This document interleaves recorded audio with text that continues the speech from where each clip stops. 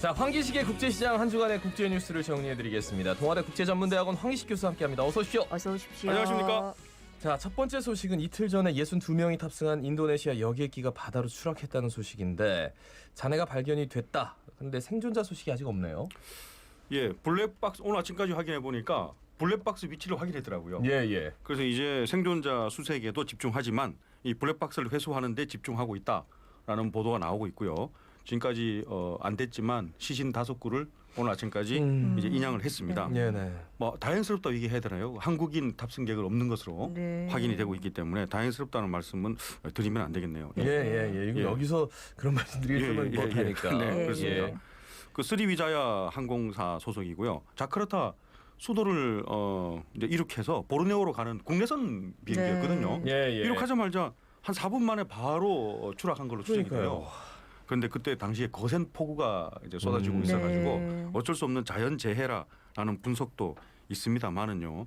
오늘 아침에 AP 통신에서 나온 기사는 인도네시아뿐만 아니라 전 세계가 한번 좀 주목해봐야 됩니다. 왜 아시아에서 유독 인도네시아에서 비행기 사고가 많이 일어나는가? 네. 라는 그런 기사를 분석을 해보니까 이게 조종사 훈련 시스템이 너무 열악하고 그리고 여객기를 정비하는 기술력도 상당히 부족하고 항공기를 교통을 통제하는 능력도 너무 부족하고 그리고 또 저가 항공사를 너무 규제 없이 많이 허가를 내줬기 때문에 이 부분도 통제가 전혀 안 되고 있다. 이런 분석 기사를 냈고 그래서 미국하고 EU 유럽연합이 왜 최근까지 인도네시아 국적 항공사를 취항을 금지시켰는지를 한번 잘 새겨봐야 된다라는 그런 기사가 났는데 너무나 아픈 기사입니다. 어쨌거나 아시아에서 그 비행기 사고는 인도네시아가 지금 최고 높은 기록을 가지고 있습니다. 예. 그런데 참 그 질문을 하시더라고요. 한 2년 전까지 계속해서 추락했던 보잉 그 맥스 기종 그냐고 그러더라고요. 아닙니다. 그 보잉 맥스 기종은 아니고 737-500 기종입니다. 26년 된 지금은 생산이 중단된 아주 오래된 그런 737-500 기종입니다. 맥스 기종은 아닙니다. 예. 그래도 또 전 세계 운항 중인 737 기종인데 굉장히 좀 적더라고요. 맞습니다. 지금 그 전 세계에 운행하고 있는 737 기종이 한 4,300대 정도로 보거든요. 그중에 한 90대밖에 없습니다. 생산이 중단된 아주 오래된 그런 기종이죠. 그래서 보잉사한테도 별로 안 좋겠습니다. 한 작년까지 많이 고생을 했잖아요. 맥스 그렇죠. 기종이 전 세계적으로 취향 금지되는 바람에 겨우 작년부터 이제 미국하고 유럽에서 취향 금지가 해제됐거든요. 근데 겨우 이제 다시 좀 이제 살아나나 싶었는데 또 이게 737-500 기종이 또 추락하니까 상당히 악재로 작용하겠습니다. 예, 아니 저희가 이제 이 시간 방송하면서 이제 그러면 비행기 탈 때도 기종도 봐야 되나 이 얘기를 했었는데 아유 참 그래도 90대 정도 있다니까 이번 기회에 안전 점검을 싹 해야 되지 않나 하는 생각이 듭니다. 예. 안타까운 사고고요. 그다음에 지난주에 정말 놀라운 뉴스를 봐가지고 제가 이거 첫 번째 뉴스인 줄 알았는데 아니 의회에 이거는 진짜 처음 봤거든요. 전 세계적으로 잘 본 적이 없는 것 같은데 그래서 그런지 이제 미 역사상 최초로 임기에 뭐 얼마 안 남았다니까 트럼프 대통령 탄핵을 한다는데 근데 이게 임기가 끝나도 또 가능하다면서요? 맞습니다. 지금 이 뉴스는 사실 첫 번째로 하려다가 우리 계속 너무 많이 다룬 것 같아서 지난주에 저도 놀랐습니다. 그것도 미국에서 무슨 개발도상국 국가도 아니고요. 5명이나 사망했습니다. 상하원 합동회의에서 바이든 당선자 이제 완전 당선을 공식 인준하는 날이었거든요. 거기 어떻게 폭도들이 난입을 해가지고 싸우고 기물 파손하고 5명이나 죽고 근데 거기에 대해서 후유증이 지금 너무 커요. 민주당 의원이 195명이 동시에 발의에 사인을 했습니다. 그래서 이 폭도들을 누가 선동했냐는 거죠. 트럼프 대통령이랑 현직 대통령 폭도 선동 혐의로 2번째 탄핵을 지금 발의를 했고 빠르면 얼마나 빠른지 이번 주 수요일 정도에 하원 표결을 하겠다고 지금 발표를 했습니다. 한 2, 3일 만에. 그런데 아까 말씀하셨지만은 지금 이 자체도 충격이지만 트럼프 대통령은 재임 중에 2번 탄핵받는 최초의 대통령이거든요. 그렇죠. 그런데 하원은 민주당이 장악하고 있으니까 이번 주 수요일 날 통과를 한다고 하더라도 탄핵안은 상원에서는 또 통과돼야 되는 거거든요. 하원은 과반만 찬성하면 통과가 되고 상원은 대통령 탄핵인 경우에는 3분의 2가 찬성을 해야 됩니다. 그렇다면은 50대 50 상황에서 상원에서 한 17명 정도 공화당 의원을 빼와야 되는 문제도 있고 그렇죠. 그리고 열흘밖에 임기가 안 남았기 때문에 실제로 상원 표결까지 이루어지기는 너무 시간상 급하거든요. 네. 네네. 그런데 이걸 계속 추진한다는 거죠. 그럼 퇴임 후에 탄핵을 확장하겠다는 얘기가 되는 거거든요. 그래서 이 또 다른 의도가 있는 게 아니냐. 왜 그럴까? 예, 왜 그럴까? 예. 그러면은 아마 4년 후에 대통령 선거에 공화당에서는 다시 트럼프 후보가 나올 가능성이 있기 때문에 예, 예. 민주당에서는 그런 다시는 그 대통령 선거에 못 나오게 하는 효과가 있지 않냐. 아 그러면 퇴임 후에 탄핵을 해도 그런 효과가 있냐 그런데 미국 역사상 보면은 연방 장관인 경우에도 퇴임 후에 또 탄핵을 의결했었거든요. 네. 예, 네, 그런 경우에는 그 사람은 다시는 공직에 못 나오는 그런 선례가 있었습니다. 예, 예. 아마 그걸 노리고 있다라고 그러고 있고 트럼프 대통령은 지금 사실 뭐 열흘밖에 안 남았지만 너무 사면 초과 같습니다. 그토록 좋아하는 그 트위터 9천만 네. 팔로워를 자랑하는 9천만 명 팔로워는 대단한 거 아닙니까? 네. 그렇죠. 축구 선수 호나우두가 지금 한 1억 5천만 정도로 전 세계 최대 팔로워인데 네. 그 다음에 아마 트럼프 대통령 같아요. 9천만 명. 네. 이거 트위터 계정 영구 정지됐습니다. 네. 뭐 거의 별거 있냐 하지만은 이거를 국민들하고 지지자들하고 소통 수단으로 삼아온 대통령 트럼프 대통령한테 상당히 크죠. 그리고 지난주에 말씀드렸는데 조지아주 상원 선거 네. 공화당 2석 다 잃어버렸습니다. 예, 예. 그러면 이제 다시 상원도 민주당이 다수당이 됐습니다.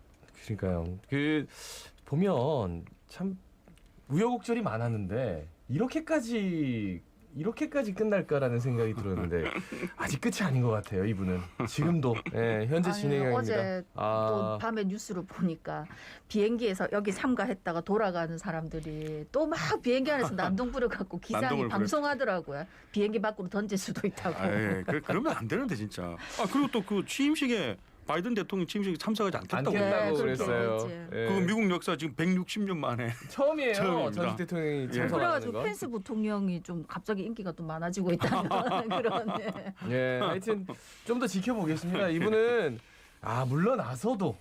물러나서도 여전히 사람들에게 잊혀지는 게 싫은가 봐요. 네. 베이징 얘기를 해볼게요. 지난주에 엄청나게 추웠다라고 해서 부산이 뭐 12.2도에서 뭐 얼마 만에 또 한파다 뭐 이렇게 얘기했는데 베이징이 영하 43도? 예.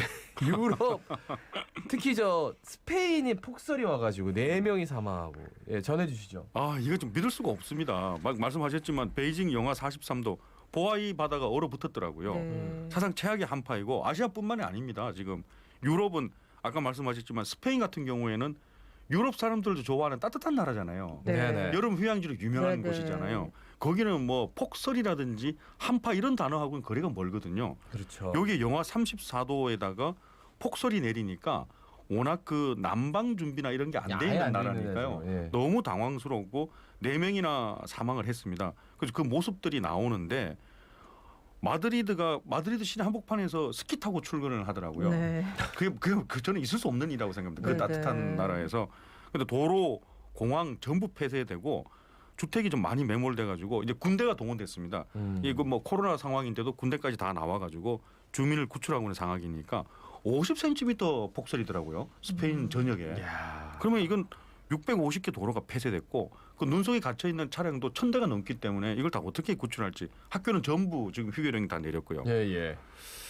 아유 그런데 이게 저 아까 그 중국 말씀하셨는데 대만 같은 경우에도 차이니즈 타이페이 네. 대만 같은 경우에 따뜻한 나라잖아요. 네네. 보통 이 겨울에 한국으로 눈 구경하러 오잖아요. 예, 눈이 예, 닿으면서. 예. 근데 한국으로 이제 눈 구경 안 와도 될 것 같아요. 거기에 지금 눈이 엄청 많이 내려가지고 그 지금 120명 넘게 사망을 네. 했어요. 준비가 안 돼 있는 나라니까요. 네. 그러니까 어르신들이 진짜 이게 뭐 심혈관 계통 있는 분들이 날씨가 추워지면은 급격히 문제가 생겨가지고 대부분이 네. 그래서 이제 사망을 했다라는데 야 이게 한파가 이렇게 무섭군요. 아니 몇 해 전에 제가 뉴스 보고 좀 되게 놀랐던 게 대만에 영상 2도인가 그랬는데 얼어 죽은 사람이 있다 해가지고 제가 깜짝 놀랐었는데 와 이 정도 되면은 아유 참 이 기후 위기가 정말 심각한 것 같습니다. 지구 온난화 관심 좀 가져야 할 것 같습니다. 네, 그래요. 맞습니다. 다음은 이제 영국 엘리자베스 2세 여왕 남편하고 같이 지난 주말에 백신을 접종했다 하는 소식이네요. 많이 기다렸습니다. 사실 그 12월 8일부터 영국이 전 세계 최초로 백신 접종을 실시한 국가잖아요. 네. 그러면 저 사회 지도층 인사, 특히 그 여왕 부부가 가장 먼저 맞지 않을까 생각을 했었는데 아니더라고요. 계속해서 기다리고 왔었는데 지난 주말에 드디어 발표를 하더라고요. 본인은 이제 2순위였다. 1순위는 의료인들이고요. 네. 현장 의료인들이고 2순위는 80세 이상 고령층이기 때문에 나는 95세이고 남편은 지금 100세이잖아요. 필립 고. 네네. 그래서 2순위 접종자라 가지고 한 달을 기다려 갖고 지금 지난 주말에 접종을 했습니다. 근데 버킹엄 런던시 한복판에 있는 공식 주거지인 버킹엄 궁전이 아니고 런던 근교에 있는 약간 그 여름 휴양지 같은 별장으로 사용했던 윈저성에서 접종을 했더라고요. 예, 예. 그래서 작년 3월 이후부터 코로나가 영국을 강타한 이후부터는 아예 그 버킹엄 궁전에 있지 않고 런던 근교에 있는 그 아주 한적한 윈저성에서 계속 거기서 일종의 피난 생활을 했다라는 분석이 나오고 있습니다. 그런데 이 말씀을 왜 드리냐 하면은 지금 영국도 그렇지만은 백신 접종 속도가 전 세계적으로 생각보다 만족스럽지가 않거든요. 그렇죠. 미국도 그렇고 유럽은 또 뭐 그 거부하는 그런 국민 여론도 많고 이래서 사회 지도층 인사 이런 그 특히 유럽에서는 이 왕가에서 예, 예. 접종을 빨리 하는 것이 이 그 여론 환기 효과도 있고 그래서 그렇기 때문에 지금까지 기다리던 교황도 영국 여왕의 접종 소식에 자극을 받았는지 나도 이번 주 내로 맞겠다. 네. 이태리 국민들도 내가 맞는 것을 보고 빨리 접종 속도를 높였으면 좋겠다라고 예, 발표를 예. 했습니다. 그래요. 이 마지막 소식은 이란 억류 한국 캐미오 해결 위해서 최종원 차관 출국했는데 여기서도 언급을 했습니다만 이란의 그 국내 자금이 이제 동결된 자금들 이런 것들을 좀 풀어달라 이런 얘기가 좀 살짝 나오네요. 맞습니다. 네. 뭐 그렇다고 하더라도 이 그 민간 이 선박을 납포하면 안 되죠. 이게 그렇죠. 진짜. 네. 그런데 이란이 이 겉으로 내세우는 거는 해양 오염을 내세웠거든요. 네. 근데 뭐 우리 그 한국 캐미오가 무슨 그 그 해양 오염이 있겠습니까? 그렇죠. 말만 그렇게 하고 우리 최종권 차장이 가서 차관이 가서 얘기를 했는데도 어떤 오염을 했는지 해양 오염 근거를 대지는 못하고 있거든요. 네. 계속해서 그 정치적인 의지가 한국의 사우스 코리아가 없다라는 얘기를 하고 있기 때문에 해양 오염에 대해서는 증거를 대야 됩니다. 그런데 지금 과거에도 미국하고 그 위기가 또 미국의 제재가 심해질 때마다 그 호르무즈 해협에서 선박을 납포해서 네. 미국에 대한 압력 수단으로 삼은 적이 많이 있었거든요. 네. 예. 예, 영국 그 선박도 납포했었고 아랍에미레이트도 납포한 선박도 납포한 적이 있었거든요. 근데 어쨌거나 우리 최종권 차관이 출국을 해서 이란 차관을 만났습니다. 예. 만났는데 이 인도적으로 이 석방하고 해야 된다는데 그 얘기보다는 계속해서 한국의 국내 은행에 지금 동결되어 있는 이란 자금 또 다 합치면 한 10조 원 정도 되거든요. 네. 그렇더라고요. 대부분이 우리은행하고 IBK 기업은행에 예, 그 지금 동결되어 있습니다. 예, 이걸 예. 해결하자고 했는데 이게 지금 쉽지가 않거든요.